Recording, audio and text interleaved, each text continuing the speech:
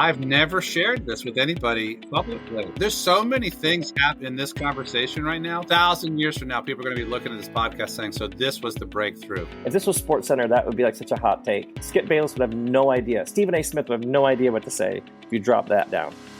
That is so good.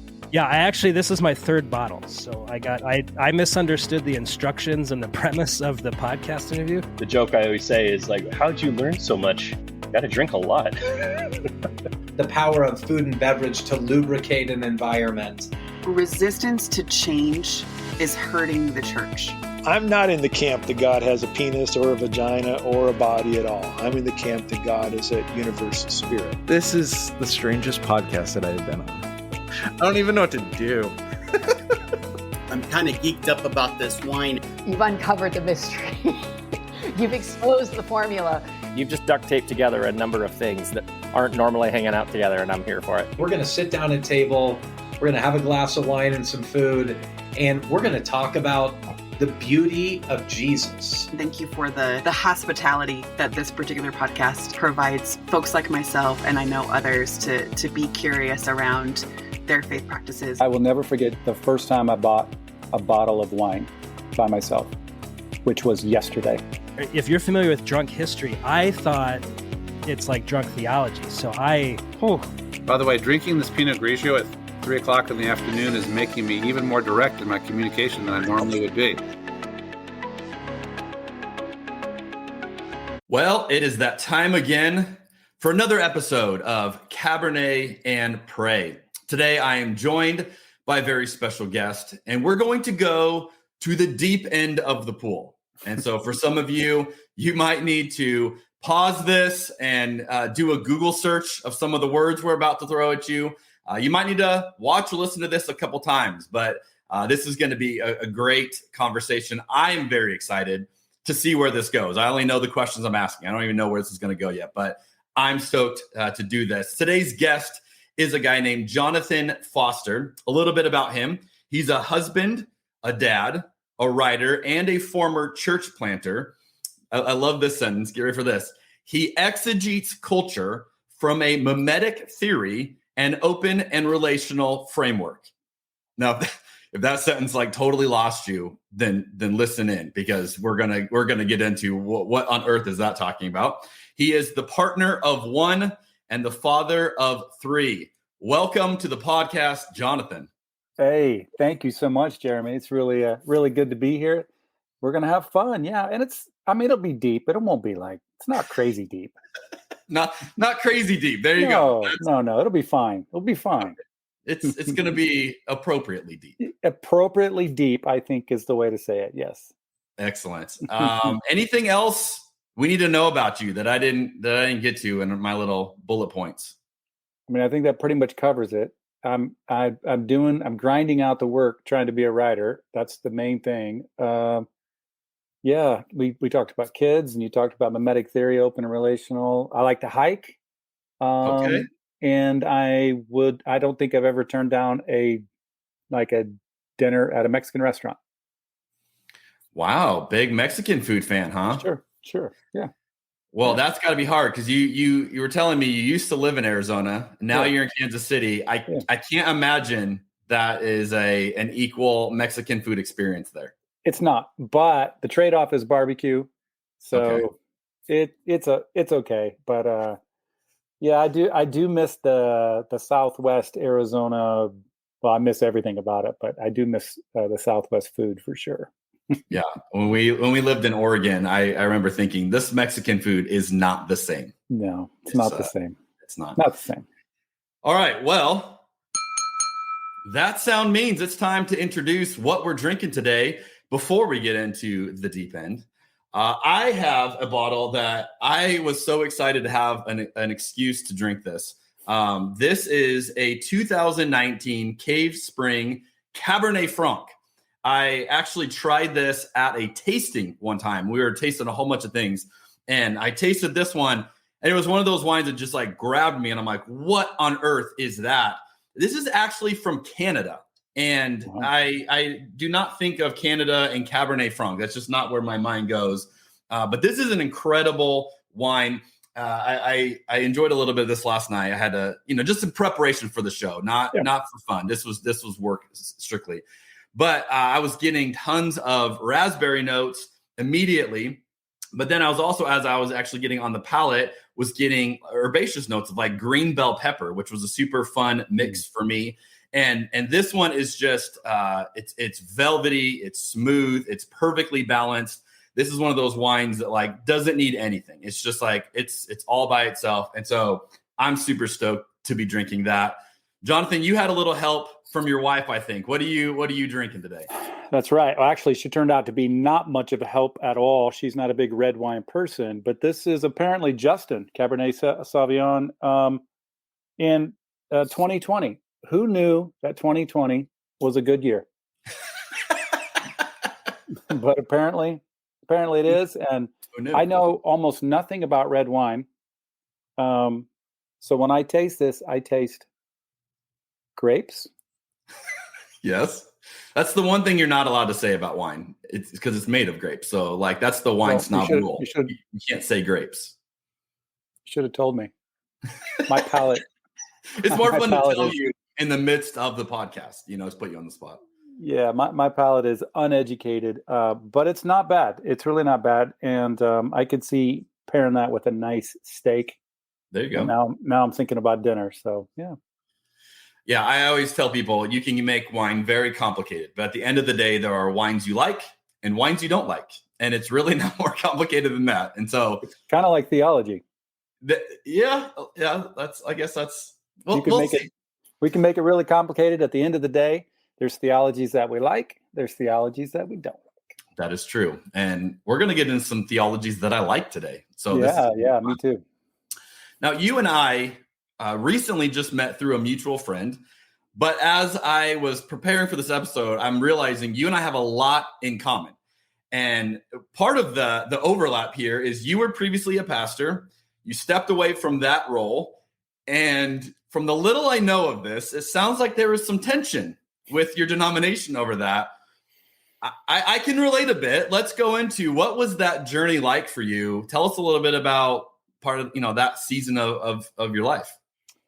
Yeah, I mean, most of my life, I've been a church planting pastor. Like we already said, I was out there in the Valley, planted a couple churches over the years, moved back to Kansas City in 2012 to start a Nazarene church back here because all of our family's back here and other things, but that was mostly it. My theology started to shift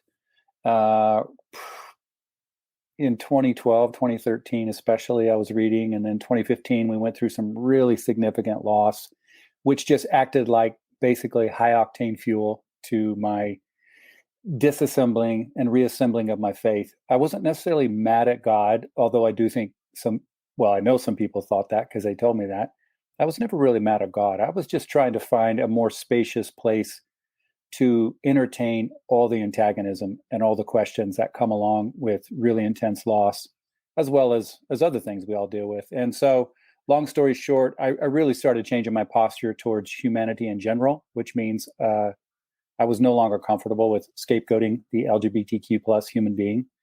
And as my posture changed, my denomination said that I was out of alignment with their theology, which was hilarious and absurd, maddening and pathetic all at the same time. And after a series of multiple meetings and things where there was just mass confusion and hysteria on their part, not that I did everything right either, but after all of that, I finally had to agree with them. I really am not in alignment with this theology that you are completely unaware of. And so, so they asked for my credentials, and that was in 2018, I think. Yeah, 2019. So it's been a journey since then. Yeah. So you obviously didn't rush back into trying to recreate that role in another arena, right? Or another. Right. Well, so we had a little church plant, a couple hundred people when that all went down. And for the most part, the church was with me. And so they got rid of me and the whole church. I've actually never really quite seen anything like this. I've seen pastors that they've gotten rid of, but I've never seen them say peace to the whole church. Really? Yeah. And part of the reason probably that happened was because, we didn't have a lot of money. Our average, age, probably late 20s at that point. So not a lot of discretionary income. So, and we didn't have a building. So that made it easier for them to do that. So we stuck together. I continued to pastor, but two things. Number one, some of the folks that were my age that were really financially kind of supporting the church. It was kind of interesting. When we were a part of the Church of the Nazarene and we were progressive, we were kind of like the cool kids on the block because we were still kind of a part of something, but on the very edge. And once we weren't on the edge anymore, it just became a lot for some people to process, I think. And having said that, it had probably still been fine, but then COVID hit. Yeah. And when COVID hit, it, as we all know, it changed everything for us. And so at the end of, 23? So beginning of 22, I just said, we're going to give this thing a big hug, let it go. And we did. I feel great about the 10 years that we put in. And then to answer your question, sorry, it was probably longer than I needed to go.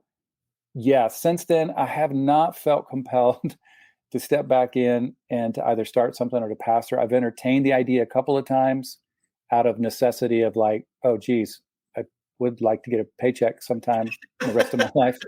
That would be cool. A little more stable than the author life. Oh, my word. It's ridiculous. So, yeah, I shouldn't say never, but I don't think that's going to happen again. Yeah, it's so interesting. I just relate with that. And when I stepped away from being a lead pastor, I had a whole bunch of people, hey, let's plan, let's do this, let's do that. And yeah, for all those reasons, you entertain it. And yeah, that, it's what I know. It's what I've been doing for decades. And yeah, and then there's also this sense of like, I don't want to do it anymore. Mm-hmm. And interesting. But what does that mean? And, then you end up with a wine podcast talking about theology, This is what it means right here. This is what it means. And I'm okay with that. Yeah. Just talk a little bit about the emotions of that for you. Because I think this is one of the things for people who are attending a church, you can kind of put the pastor on a pedestal for good and bad. They kind of can become a celebrity leader, but also like you don't have feelings and, you just do what you do because God told you to. What did it feel like to go through that? From like an identity point of view, these are deep relationships you had. Tell us a little bit about that. Yeah, that's a good question. Probably a pretty complex answer.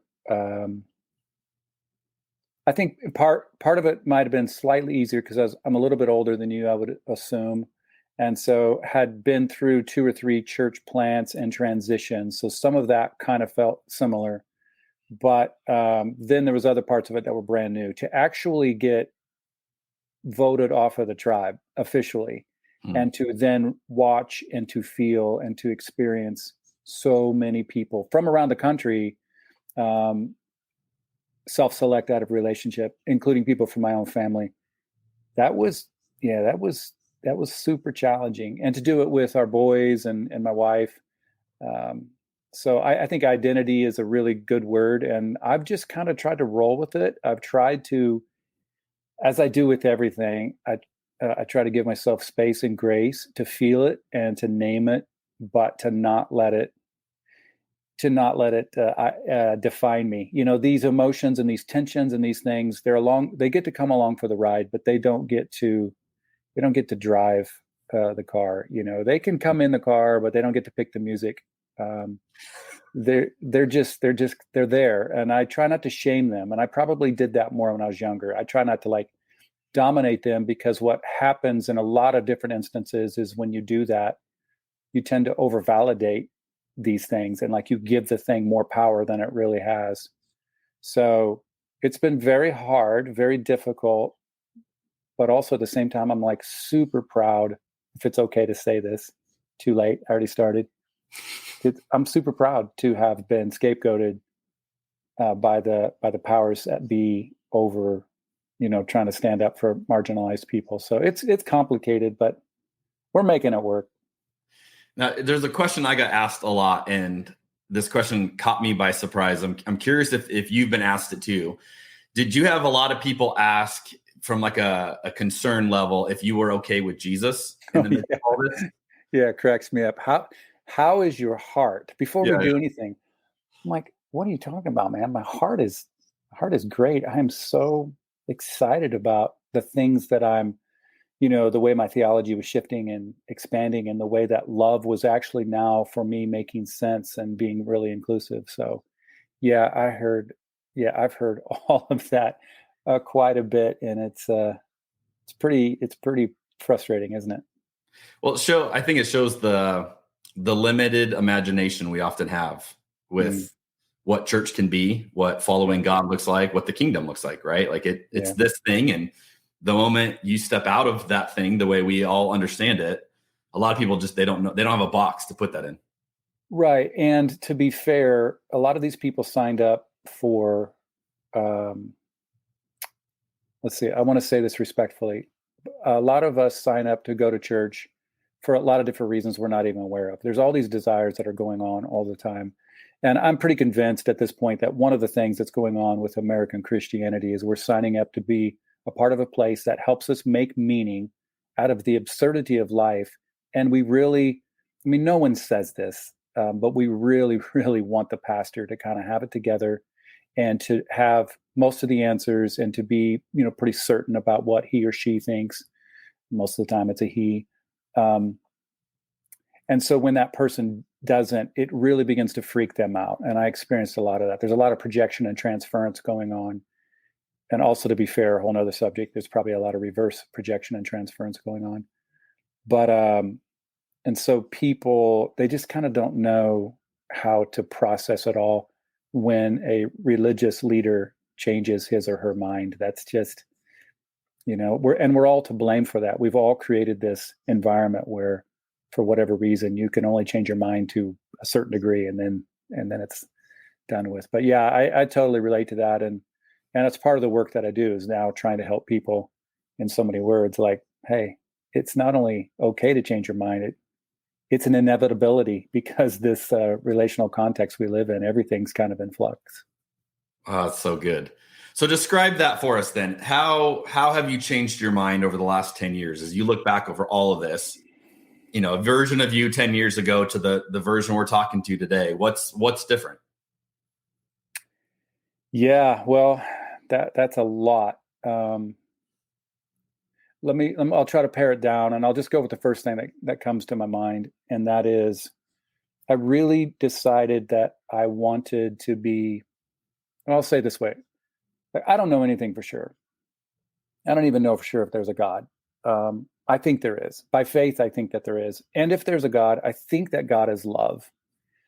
And so I started recommitting myself to try to figure out if I could actually read the Bible through a lens of love and to try to live a life that way, which invited me to redefine and reapproach love, to unpack it. So now when I talk about love, love's an overused word, and maybe some people are like, well, of course about love. But really, when you start to, parse it out, there's a lot going on with it. So now when I say love, I think of this intentional, relational energy that is non-binary, non-violent, and non-scapegoating.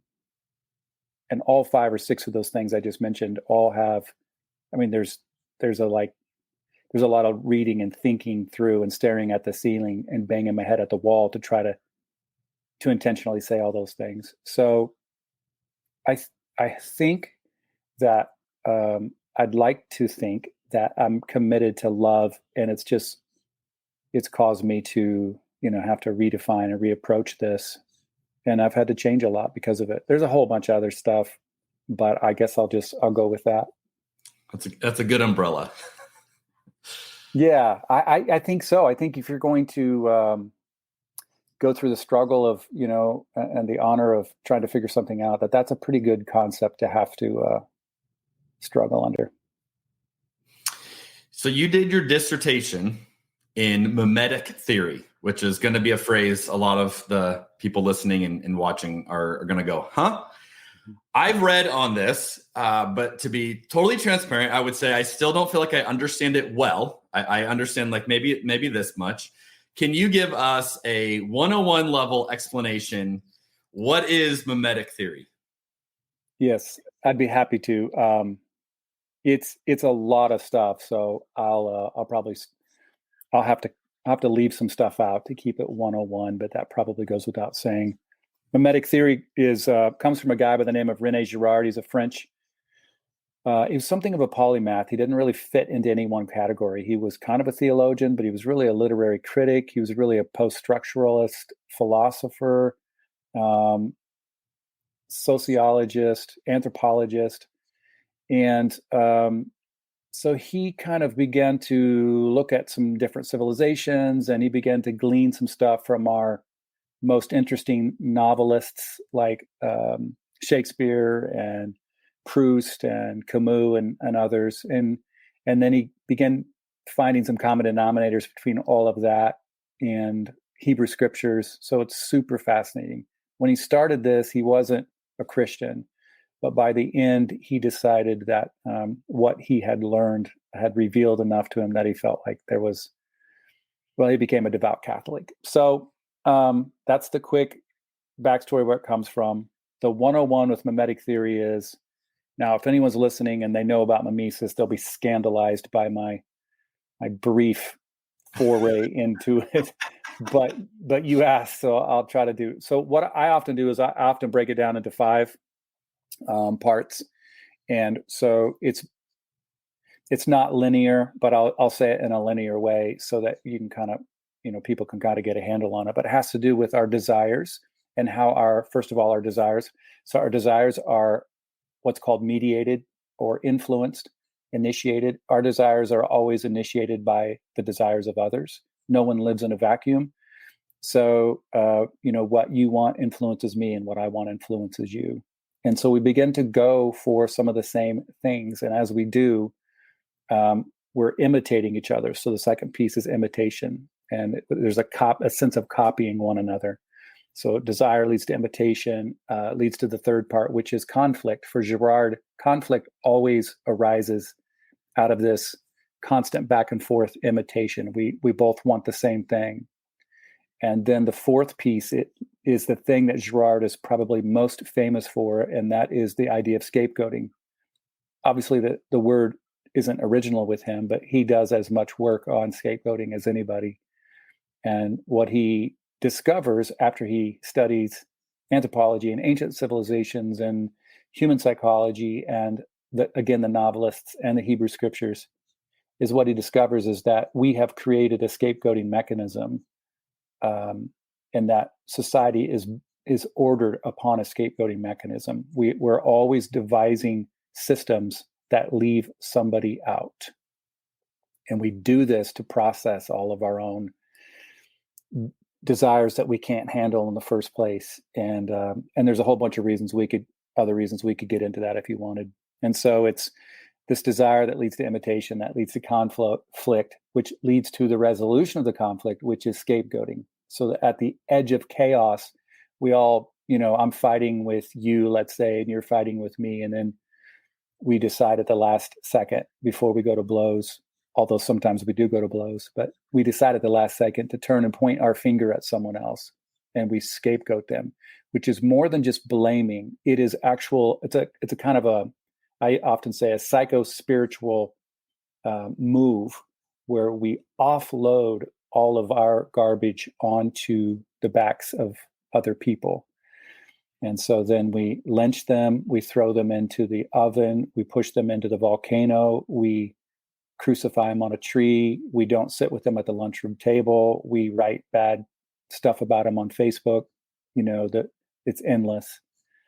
And so that's the scapegoating piece. And then the fifth piece for Girard is that religion is birthed out of humanity's obsession with the scapegoating mechanism. And so as we, meaning humanity, as we repeat that over and over throughout the centuries, we've created religion.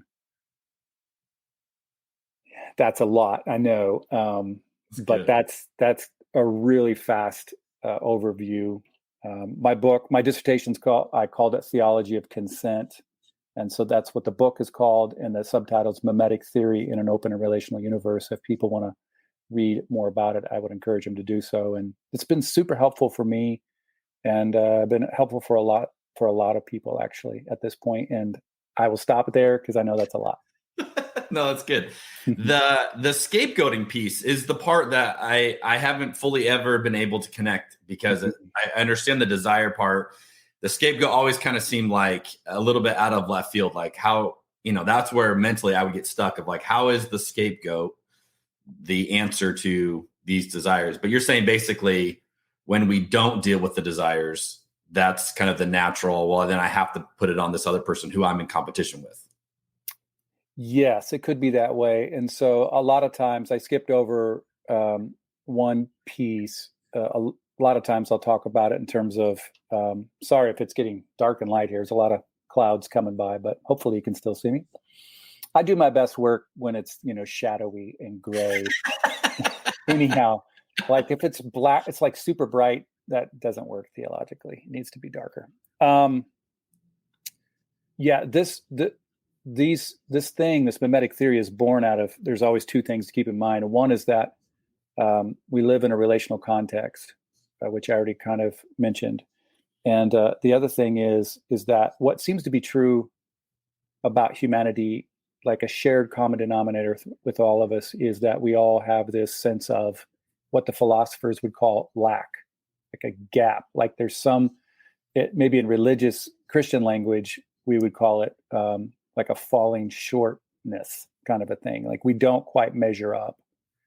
And so that it's against that backdrop out of which all these other things emerge. And so to try to connect with what you're saying. So yes, for Girard, this conflict grows because we've never really come to terms with the fact that to be human means that we have this antagonism. And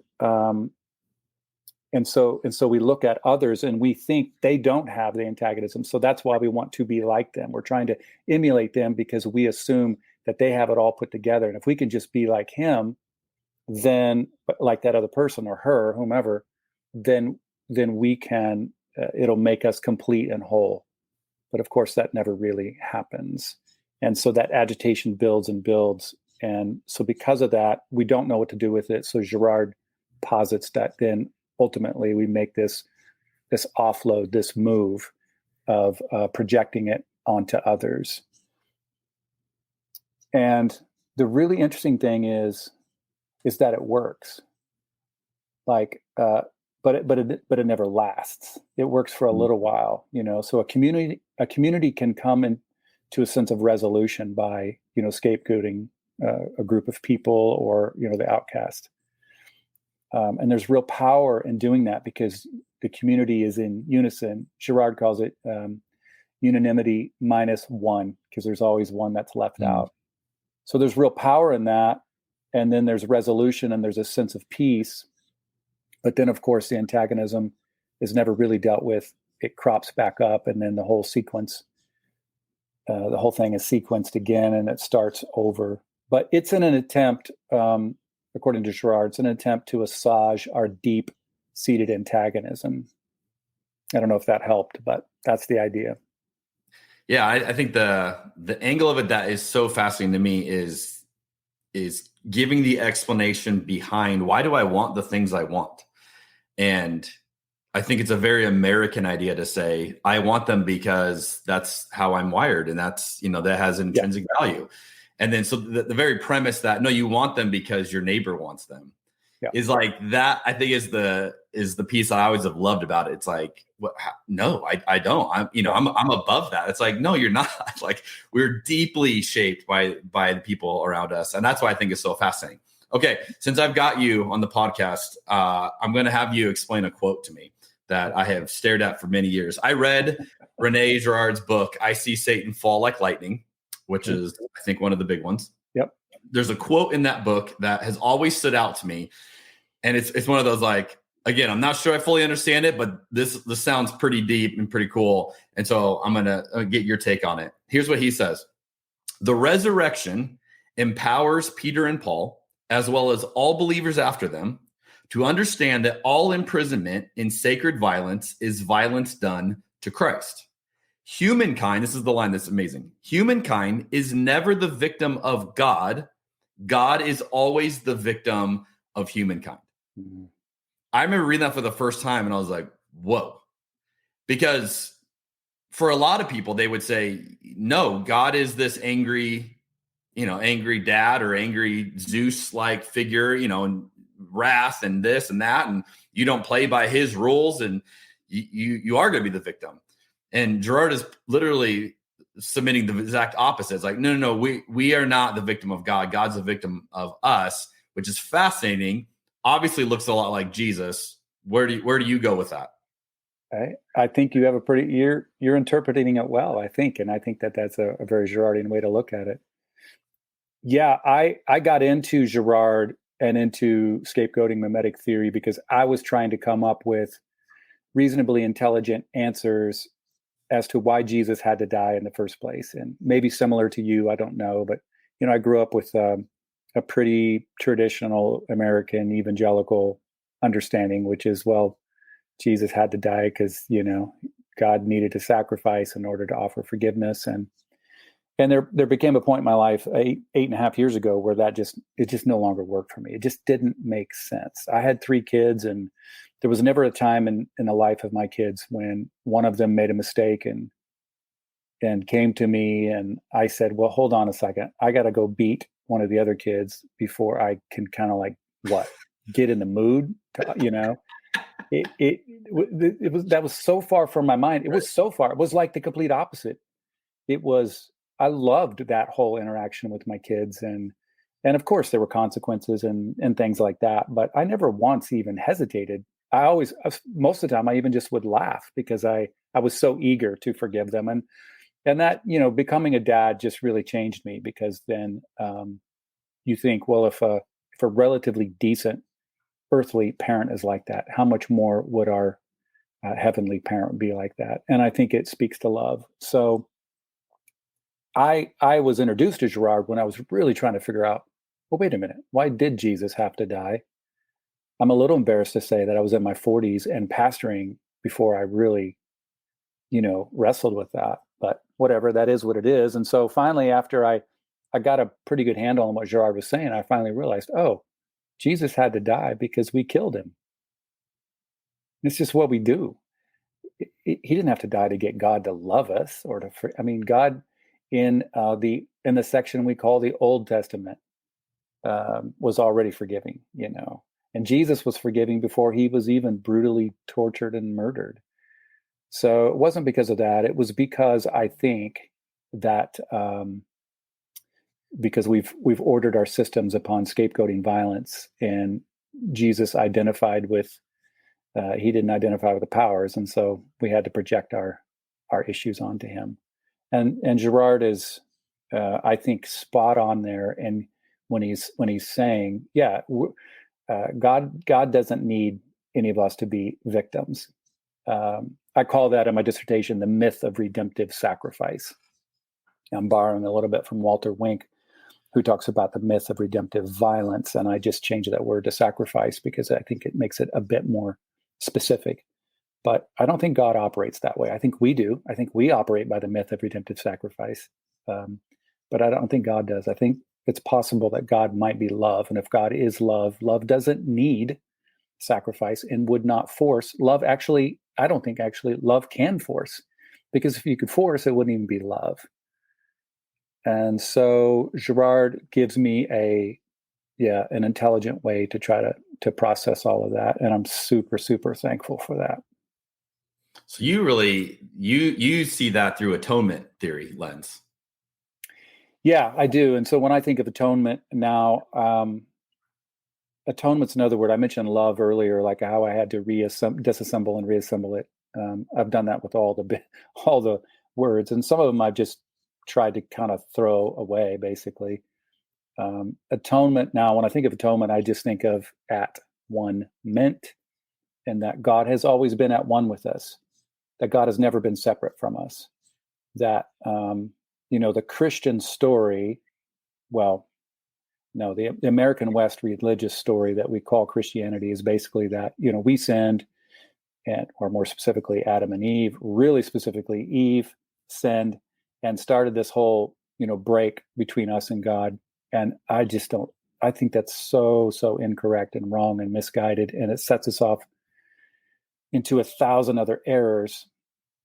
First of all, it's antithetical to the reality that we live in a relational cosmos. Like, what would the Christian think? Where could you go to actually be separate from God? I don't think there's such a place if there's a God. So I think it sets us off on the wrong foot. And the answer to all of that is to say, no, we've never been separated from God, and that Jesus didn't die to show us that God requires sacrifice, but that Jesus died to reveal that God is love and the great lengths that love will go to be at one with us. So yeah, it's an at one move. God will play our scapegoating games. Right. In this case, Jesus voluntarily stepped into our scapegoating mechanism, not because God needed a scapegoat, but to subvert the mechanism from the inside out. Whenever you see, like, when I said that, I thought of an old movie, Men in Black, where I can't remember the end of one of the shows. The one older white dude goes into the beast into the belly of the whatever they were, the extraterrestrials, the demons, the ghosts, and then he blows the thing up from the inside out.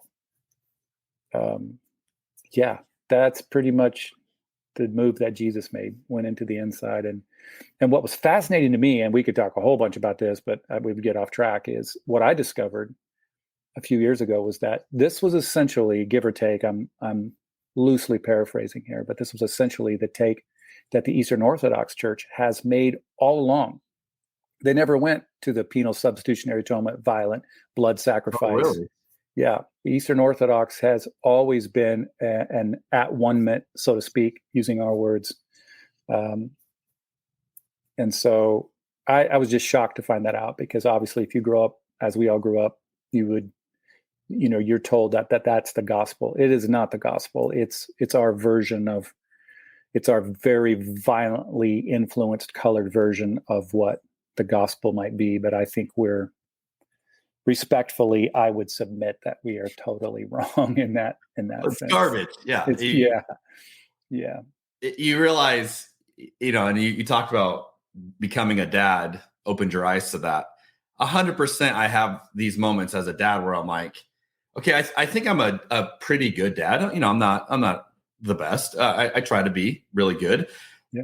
But I seem to be a lot better than God's doing, in a lot of different ways that I was told that's how God is. And it's like, well, God, you kind of suck in this role because I'm way better. I would never do what you do. And then you go, well, that can't be right. And he starts backpedaling a little bit, there's got to be more here. And that's why I love diving into theology, because what we think about when we think about God is so profound, and it affects all these areas. And that's a great segue into the next one I want to talk about, because this is one that a lot of people would say, cool to kind of think about for fun. And I would put this in the non-essential camp. However, I would say this is how I often describe it. Of all the non-essentials, this one has had the most profound impact on me and my journey with Jesus. So that's how I kind of put this up. Okay. And I'm referring to what's called open theology or relational theology. There's obviously, like anything, there's different versions of this. Mm-hmm. But you and I have this in common. And so that's when I knew another kindred spirit. And in other circles, we are labeled heretics for believing this. And so when you find someone else who also resonates with this understanding of God, we gotta encourage each other. We gotta lock arms a little bit. That's right. I'm curious, and just to give a real kind of preface to that, open theology is making room for the idea that God doesn't have to have everything set in stone, that God doesn't have to foreknow everything, God doesn't have to cause everything. So on a real general level, kind of the opposite view of Calvinism, if more people are familiar with that. But starting to read the scriptures and go, maybe God really did change his mind. Maybe God really is present in the moment. And not, we're not all robots following this movie script. My question to you is, did you grow up with this theology?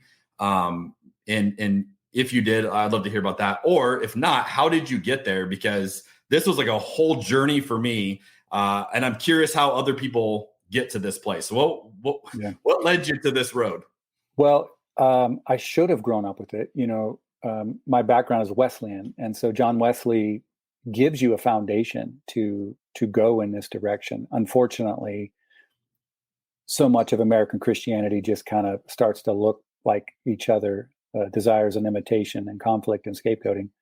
And so it was never really nuanced. And so I essentially, even though I had the best reason to grow up with the idea that that God doesn't have every single thing figured out and is, pushing buttons and pulling levers and making it all work like the preordained plan. That is colloquially how it happened in a religious sense for me. So for me,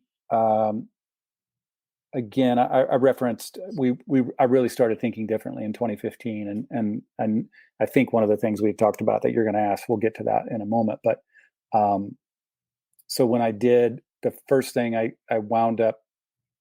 I don't know if this needed to happen in this sequence, but for me, what happened was, as I already mentioned, I really was wrestling with why did Jesus have to die? And once I decided that really this whole thing is about love and not about sacrifice, everything started to change. And I started to think about love like, well, if you knew the future and you knew exactly how it was going to go, there would be no vulnerability and no risk involved at all. To me, that makes no sense when I think about love then, because love always has an element of risk and vulnerability to it. Otherwise, it just wouldn't be love. It'd be some, as you mentioned, pre-programmed robotic thing happening. And so it really just kind of messed me up to think that way. And so I was searching, and that's when I landed upon who's now one of my closest friends, Thomas J. Ord, who's an open and relational theologian. And Tom is a Nazarene, actually still is. None of us can, including himself, figure out how he still is. But he's roughly my age, but he's been in theology his whole life. I never really planned to get into theology. I got there because of some difficult things that I went through, and it just invited me to, try to come up with some decent answers as best as anyone can. By the way, I don't think there's any one theology that answers it all. I think there are some theologies that suck less than others. I think open or relational theology sucks the least amount. If we have to pull a quote for this episode, I think I just found it. That's you just found some it. theologies suck less than others. That's good. And open or relational sucks the least. Sucks the least. Yeah, that's good. So I landed on I got connected with Tom, and one thing led to another, and then he started a doctoral program, and I wound up being the first to graduate with that program a year ago through Northwind Seminary. So let's see. The question was, how did I land on open and relational? That might give you a bit of an overview. So you're saying around 2015 is kind of when you got into it. Did you I didn't even grow up knowing it was a possibility. I didn't grow up knowing that there's another way that you could even interpret this. I just remember the way that I grew up being taught, I just had issues with. And so, I'm just like, I started reading because I can't make sense of this. And everyone else seems fine with it. And I wasn't fine with it. And then I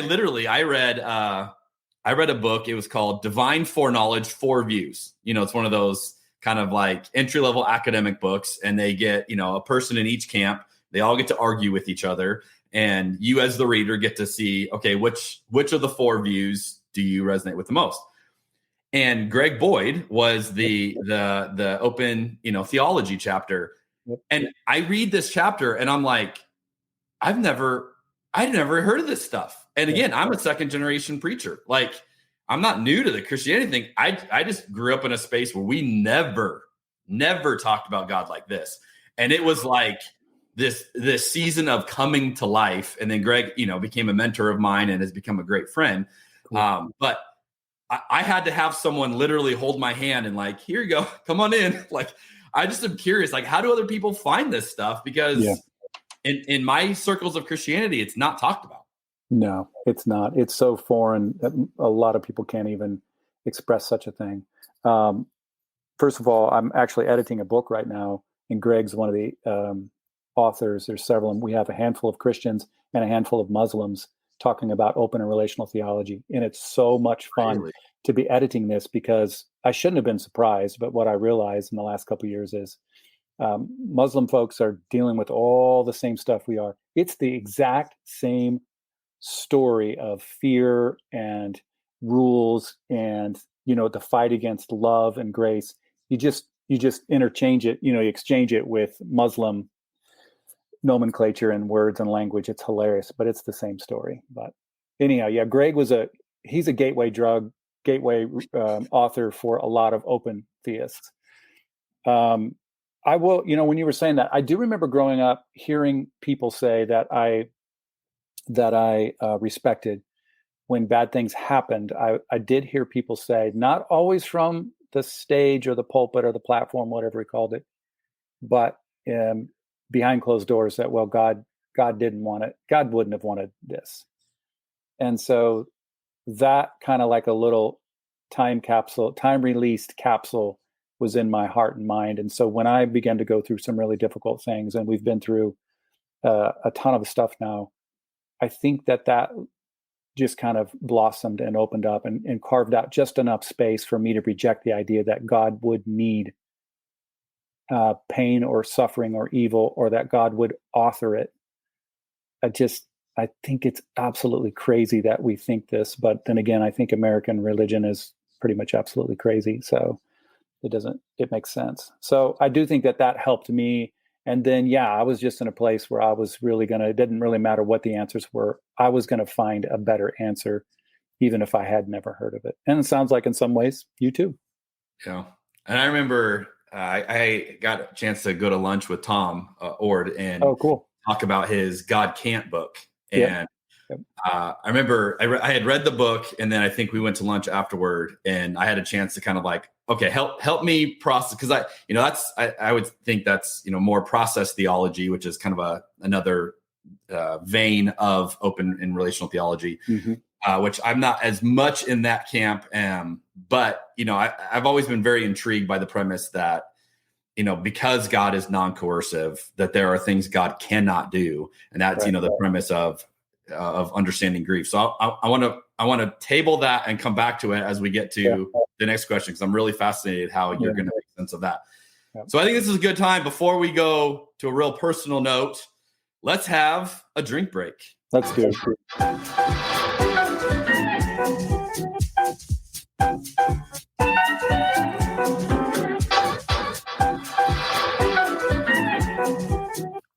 All right. That grapes. The grapes, wine's man. Still grapes. That's because you have no steak. You need a steak. I need to get you a steak. I'm going to get one. That is, Kansas City does steak well, so I think I'll do one tonight. There you go. Think of us. Okay, so before we get into that, I ask everybody this, and I have, sometimes I have no idea where it's going to go. Do you have any just great moment that you think back of? What was the best bottle of wine you ever had, the best glass? Have you ever had a moment where you tasted some wine and you went, whoa, that was incredible? If yes, we'd love to hear it. I will never forget, Jeremy, the first time I bought a bottle of wine by myself, which was yesterday at the liquor store. And I bought, from the year 2020, this Justin Cabernet Sauvignon. Oh, this is the best. This is probably my favorite answer yet. And then I took a drink and I was like, damn, grapes. It's amazing. Guys, that just tells you the kind of person Jonathan is. He is willing to come on a podcast. I'm so desperate.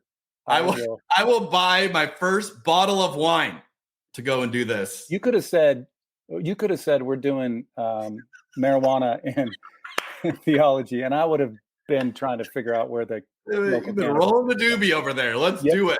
Yep. That is maybe one of my favorite answers I've gotten yet to that question. Okay, well, we just created that experience for you right now. So that's so sure. The next wine podcast you're on, you're gonna have your story ready. Mm-hmm.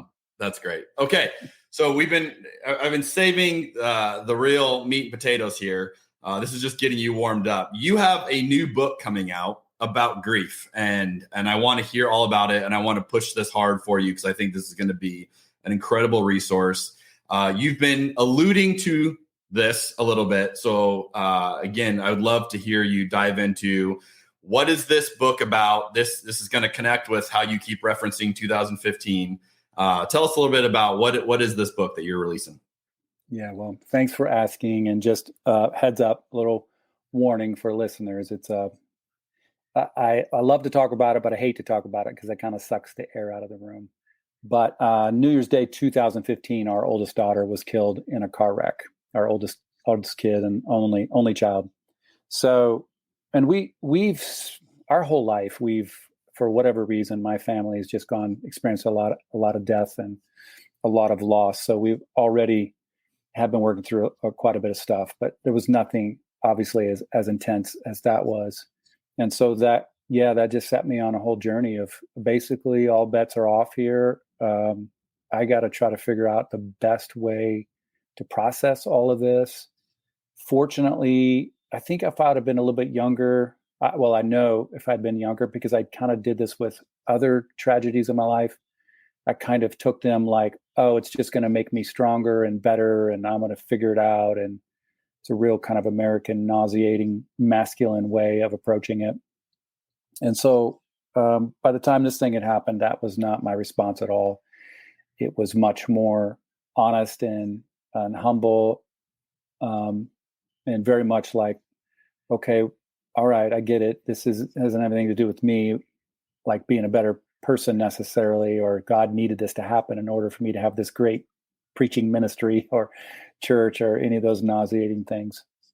But what does it mean, So I don't know that any one person can ever get to the bottom of what any suffering means. But again, like I said, I do think there are some ways that are less worse than other ways.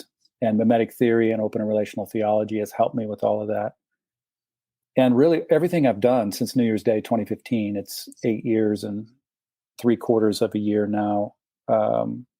Everything, it's not a stretch. Every sermon I preached and every small group I led and every time I traveled and every book I've written 5 or 6 now and the degrees, all those things have been an attempt to approach it from a variety of different angles and to try to create, sometimes I say it this way, like create an interior space to help me hold all of it. Because I'm not trying to fix it. I don't really think it can be fixed. I think this is true with a lot of things, by the way. We kind of kid ourselves.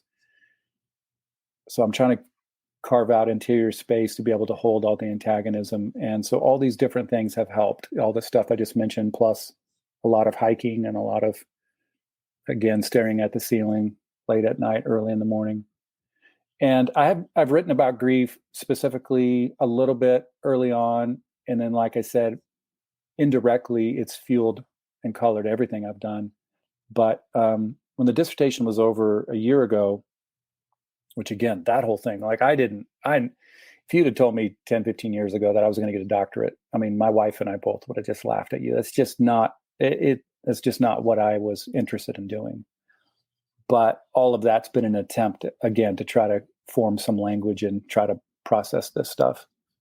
So when that was over a year ago, I kind of felt like I had run that course and then I really just did want to, so beginning of this year, I just really did kind of want to sit down and write in a much more simple way about not only my daughter, but about the really strange thing. And I'll just say this piece and then you can ask whatever questions you want. But the thing that I was noticing was that the absence of my daughter was becoming and had become a kind of presence.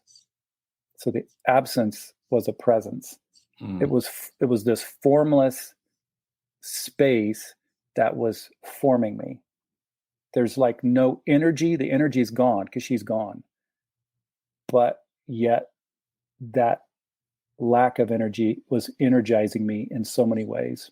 And so the paradox of that and the weirdness of that just really caught my attention. And so I tried to write about it. And I think I did. I think if it's okay to say, I think it's my best writing. It's the thing I'm most proud of. And everyone who's read it so far, especially my author friends, and friends and acquaintances, I'm really proud of and thankful for their response. People like Paul Young from The Shack and Brian McLaren and John Caputo, and just a bunch of people that I really respect and, align with philosophically and theologically in many ways, have been really gracious and really cool with it. So, yeah, sorry, there's 100 different things to talk about, but that's the most recent thing. And I don't know when this episode will drop, but as of this recording, we launched a crowdfunder earlier this week, and so that's gone really well, and I'm really thankful for it. Where can people find that? Yeah, so if you search, so the name of the book is called Indigo, The Color of Grief, and then I did it on the crowdfunding site Indiegogo. So Indigo on Indiegogo, and I can give you the link. You can put it in the show notes or whatever, and you can go there, and that'll go for a few more weeks, and then it's possible I may publish with some publishers that I'm interested in, but I may also self-publish myself. So I'm still in the middle of figuring that out. But again, depending on when this drops, people can get on it now, which is kind of fun because a couple of things. Number one, it's probably trivial, maybe for some people, not to me, but we're printing on recycled paper. Amazon doesn't do that, so that's kind of cool. Number two, you can get a signed copy. And then we also have some other perks where if people want to give a little bit more, they can get a framed quote. And then actually one of the perks is my wife and I have a little cabin out in Morrison, Colorado. I saw this, yeah. So people can sign up for that. And actually, I only started out with 3 because I didn't really know how that'd go. Well, all 3 of those have been sold. So I think I'm going to add a couple more on there. So we're kind of trying to have fun with it. Crowdfunding is such a great, this is for probably a whole nother subject, but writing is so frustrating in a lot of different levels. But one way it's frustrating is when you release a book, even when you have a publisher, I mean, it's actually no different because you just sit back and you wait for people to buy the book, but you have no idea who's buying. With crowdfunding, you get immediately, you know the email, and people start, texting you or finding you and interacting with you. So already, even though it's only a few days old, I've made literally new friends. And so I love that part about the crowdfunding thing. And I'm really glad we're doing it this way. So, yeah. I love that. As I was thinking about you, one of C.S. Lewis's famous books came to mind. He wrote a book called A Grief Observed, which he wrote after the death of his wife. And what's interesting about that story to me is that Lewis published it under a different name because he wanted to be anonymous from this. And I also heard, this could be total legend, but I had heard that someone even gifted him a copy of his own book of like, hey, you should read this. I was trying to look it up and I couldn't verify that detail. So maybe that's an urban. That's a great legend. I like it. I hope it's true. Yeah, we'll make it true. So I'm curious, as we had a chance to watch him process that in through writing, but then also the desire to be anonymous from that due just to the nature of the pain of that. How has writing about this and really opening yourself up to kind of the public nature of this, how has that affected you just personally? That's a intelligent question. It's really hard. So there's a bunch of things that come to mind, but the first thing that came to mind was, to do this requires that I lay aside my predisposition towards being really cool and being a winner and having it all together and not having experienced something, this tragic. And so in that respect, it doesn't come naturally to me. It's very, very awkward. Awkward is a great word about the whole thing. And this piece of it, it's very awkward to write about it in a public way. And then it's even more awkward, like as weird as that is, it's even weirder to try to sell something, to try to cut through the noise with this message that I think that I have kind of landed on is but it has to do with losing your kid and grief and loss and death. The whole thing is it's absurd. It's just absurd. So, yeah. So how has it been? Awkward and weird. And I'm just trying to own it. I've thought a lot about never saying one more word about it for the rest of my life.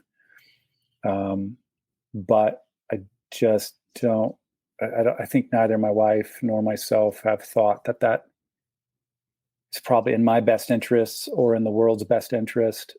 Not that I have some great answer or the end all be all, but you know, when you're going through things, and yeah, if you feel like you have a way to begin to enter into the pain and to be able to express it in a way that might help people, I think that it's an honorable thing to try to do it. So to answer the question, I pretty much hate it, but also I feel at the same time like strangely really honored, and it's all kind of like this weird gift. Well, yeah, and I have not had a chance to read it, but I would just say I think it is a gift that you're giving to the rest of us. And I can't even fathom trying to put myself in your shoes and trying to make sense of it like you have, which I think I would attempt the same things, you're attempting of like, all right, theologically, right. I have to make sense of this somehow. Right. But then to say, hey, I'm going to have a willingness to share this for the healing and the benefit of others, I just think it's incredibly powerful. So thank you. On behalf of whoever, I applaud you for that. Thank you. And I will add, because this is not surprisingly, it keeps surprising me, but now that I've been doing it for a while, I realize that it shouldn't. The work isn't just for parents who have lost kids, though obviously specifically, I hope that it is. It's for anyone who's experienced the loss of a relationship or of a dream, divorce or debt, or the loss of time. Well, when you start listing these things, it's really all of us. And I'm pretty convinced that a great deal of our problems that we have in life, all of us, have to do with our inability to just enter into that loss. Rather than do that, we try to suppress it.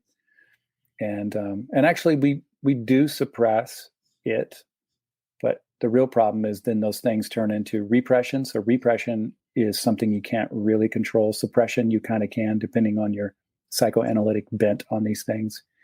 And so with repression, you push these things down, but then they always wind up manifesting in other things and other ways in our life. And so having worked with people my whole life, having been through these absurd things myself, having listened to the voices inside my own head, I'm pretty convinced that a lot of our problems are these repressed things that emerge in other weird ways. And if we could everyone just take a big breath and step back and say, okay, I'm human.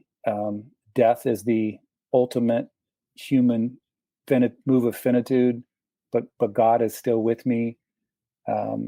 Like just those simple moves could literally change the world. And so I do really think that the book, it's more than just for, so if you haven't lost a kid, don't be afraid to read it. It's for all of us because we're all experiencing loss. Well, it's that idea that you want to separate yourself from everybody, talk about all your success. You want to draw yourself to people, talk about your pain, and that's what everybody goes, oh, I know that, and I think you're going to hit that nerve. Yeah. And now I'm curious, this is not my notes, but you had mentioned Thomas J. Ord, his book, God Can't. Is that an idea you ascribe to as you make sense of this loss? And is that helpful, encouraging? Because I've always wondered that in real time. Yeah, definitely. I mean, the idea for people who maybe are uninitiated, God can't, is the idea that because God is love, the essence of God is love, there are things that God cannot do. And by the way, this is not even like for people who care about the Bible, I mean, this is already stuff that's going on. I mean, the first thing that comes to mind is like the whole passage where Jesus was unable to do certain things in his hometown because of the lack of faith. And there are other things, pieces of evidence that we can point to in the text. Obviously, things like even, God is a spirit, so God can't, God doesn't have a physical body, so God can't reach out and give me a hug right now physically.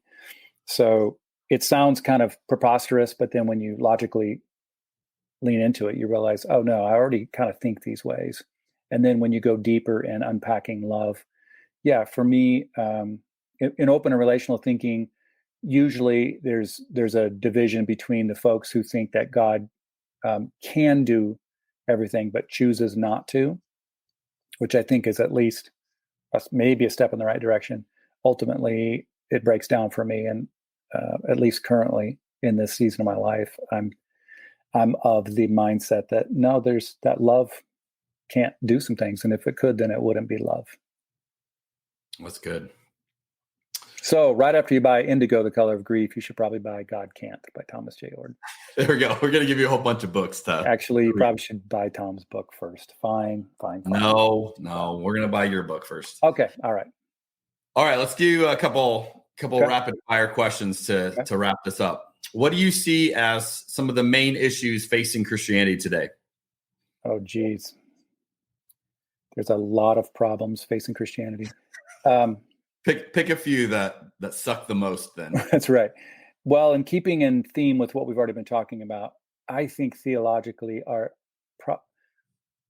biggest problem might be the idea of omnipotence, which is a word that is not in the Bible. And it's something that we've, for a variety of different reasons, have wholeheartedly bought into. This idea that God is this capital O, omnipotent, all-powerful, lives outside of space and time deity that every once in a while, in an interventionist kind of a way, reaches in and does his thing, variously described as miracles or any number of other, weird and supernatural things. I think all of that is deeply flawed. When you think in terms of even like the Hebrew word concept of El Shaddai, from which a lot of our English translations says Almighty, and then we get the idea of omnipotence. That's not a good translation of it. El Shaddai is really, the literal translation is the breasted one. So it's actually feminine more than anything, which automatically, way more exciting than the omnipotent one. Yeah, exactly. And it automatically sets us up to go a completely different direction than this all-powerful mighty thing. And so some people might think, well, that's kind of abstract, and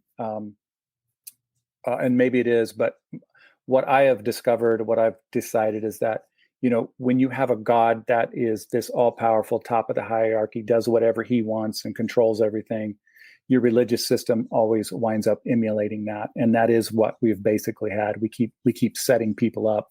And by the way, normally those people are white, male, straight, North America, and unfortunately I check all those boxes. So I have to look myself in the mirror. So yeah, there's a whole bunch of problems, but since you put me on the spot, I'm going to go with the problem of omnipotence. That's good. And if you want to read on that, that's a very Greek idea. That's where that comes from, not from the Bible. In case people are freaked out, I still think God is powerful. I just define power in terms of relationality versus authority. Yeah, Jesus power, not Greek Zeus power. Yeah, I like that. Okay, so that's Christianity. What do you see as a major issue facing the church today, as one who has been in the driver's seat? Well, we don't really believe in act out Jesus power. We really have decided that it's Zeus power, authoritative driven at the end of the day, for the most part. I'm not saying every single person in every single church, but by and large, that's what's going on. And we've completely missed it. And I'm totally convinced, as many other people have said, that much of what's going on in American Christianity, at least, has little or nothing to do really with Jesus.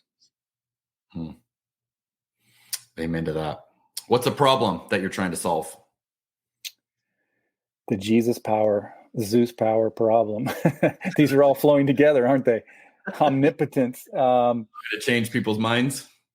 Probably not. No, probably not. I won't. But that a big part of my work has to do with that and trying to help expand. You said a great phrase earlier, something about expanding your imagination. I think that's super important, that we give young people options and that they know that there's really a more creative. There's more creative ways to think about all this stuff: art, beauty, loss, life, divine, entanglement, evolution, creation, the cosmos. I think one of the ways you might say it is I'm trying to help expand people's imagination. I like that. What's something you're excited about right now? This red wine is solid. Yeah, it is. Best wine of your life. It is literally the best wine of my life. So I'm pretty excited about that. I'm excited about my youngest. He plays football for Colorado School of Mines. We're number 1 in the nation, Division II NCAA. Okay. I'm really excited about our work that we do in Haiti. My other son has just done an incredible amount of work, as we all have, but he's really taken the lead the last couple of years. And so that's a really beautiful thing. And I'm excited in a weird, awkward kind of a way about indigo, the color of grief. Yeah, love it. Okay, so obviously the indigo, we'll put the link in the show notes for that. What else can our listeners and watchers check out to find out more about Jonathan Foster? Yeah, there's probably too much. I mean, if you do that, that'd be awesome. I did mention the Haiti thing. Our nonprofit's called lovehaiti.org. And if anyone out there knows anything about Haiti, it's a train wreck of a place, especially the last couple of years. I don't mean to suggest that the people are a train wreck, because the people are amazing and beautiful, but the political system and the whole thing is just really, really gone downhill. But we're still working like crazy to provide schools and healthcare and doing some of the coolest work you've ever heard of. So if I had a second to plug that, I'd plug lovehaiti.org. And that also came from your daughter. That's right. She was planning to be a medical missionary down there. I didn't even know where Haiti was till after she died. And then I was like, yeah, we should go check this out. And one thing has led to another, and it's pretty cool.